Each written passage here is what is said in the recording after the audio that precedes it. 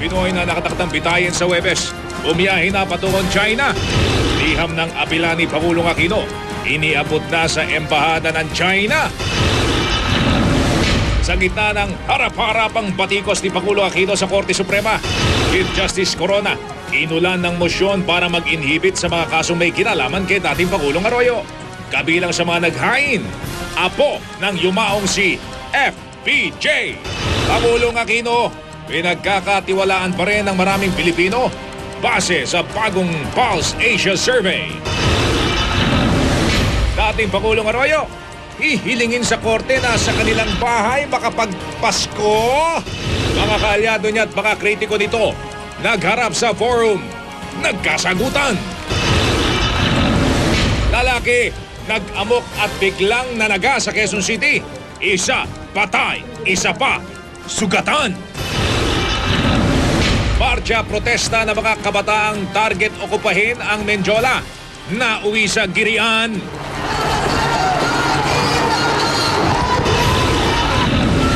Sa Inglaterra, ang karera habang may dalang Christmas pudding.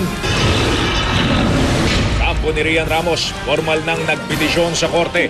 Humiling na pagbawalan si Mo Twister na maglabas ng mapanirang pahayag laban sa kanya. Annabel Rama, nag-init ang ulo nang makaharap sa pagdinig ang nagdemanda sa kanyang si Nadia Montenegro. Tell the truth, okay? Tell the truth! Mga sinungaling! Nadia, nagreklamo sa mga pulis.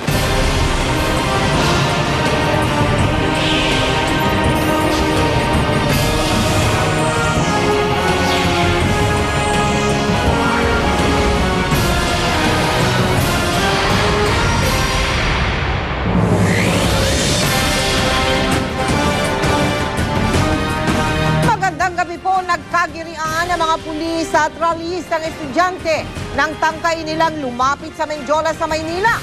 Ang pinoprotesta ng mga kabataan ang pagtapyas sa budget para sa edukasyon. Nagpumilit ang mga estudyante na boging ng barikada ng mga pulis kaya binomba sila ng tubig. Nakatutok po doon live si Haji Rieta. Haji, kamusta na dyan? Yes, Mel, Mike, umantong nga sa kaguluhan ang isinagawang kilos protesta ng estudyante papunta sana dito sa Menjola dahil balak nila magkaroon isang come out bilang pagtutol sa isinagawa ng gobyerno pagtapya sa budget serbisyo, lalo na raw sa budget sa edukasyon.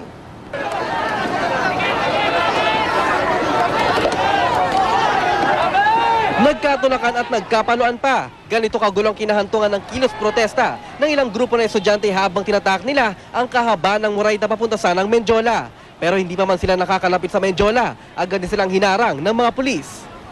Menjola sa taong bayan niya! Ang mga estudyante, pilit na binuwag ang mga barikada ng mga pulis dahilan para magkagirian at tumaas ang tensyon. Hanggang sa bombahin na ng tubig ang mga rallyista.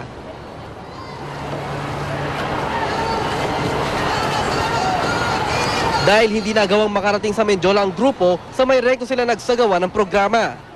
Sigaw nila ang matinding pagtutol nila sa pagtapyas ng gobyerno sa budget sa edukasyon at sa patuloy na pagtaas ng kahirapan sa bansa. Yung pagbaba ng poverty threshold, insulto yon dahil ibig sabihin wala nang karapatang lumigaya pa yung mga mahihirap, yung mga basic na lamang ang dapat na makain nila. Binawasan ng ulam, binawasan ng gatas yung daily food consumption. Bagamat karamihan sa mga rallyista ay mga estudyante, may mga nakilahok ding ibang grupo na ang isinisigaw naman ay matugunan ng problemang dulot ng kahirapan at gutom. May kasalukuyan pa nga nagkakaroon isang programa ang mga rallyista sa Maya Nicanor Reyes naman sa may rekto. At ayon sa update kanina, ay meron naman naka-standby na dalawang fire truck doon. At yung mga pulis din daw ay nandun na kung saan nakasot sila ng rally gear. At ayon sa mga rallyista, mananatili daw sila doon at sisikapin nila makatunton dito sa Menjola hanggang sa December 10 kung saan naman